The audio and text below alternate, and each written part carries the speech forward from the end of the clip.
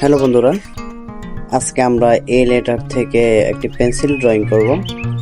সহজে ড্রয়িং শিখব। প্রথমে এ লিখলাম, তারপরে এর ভিতরে বাঁকা করে দুইটা দাগ দিলাম, পাশে দুইটা লম্বা দাগ দিলাম এবং নিচের পাশটা মিলিয়ে দিলাম। আমাদের পেন্সিলের কাঠামোটা তৈরি হলো।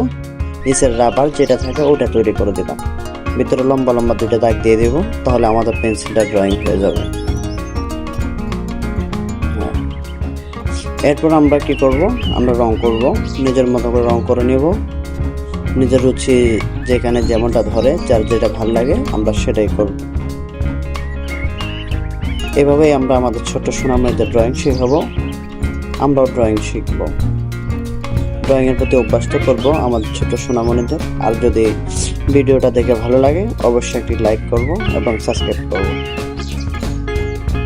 হ্যাঁ, আমাদের ড্রয়িং শেষ পর্যায়ে আমাদের পেন্সিলটা ড্রয়িং হয়ে গেছে। ধীরে ধীরে সৌন্দর্য বাড়তেছে।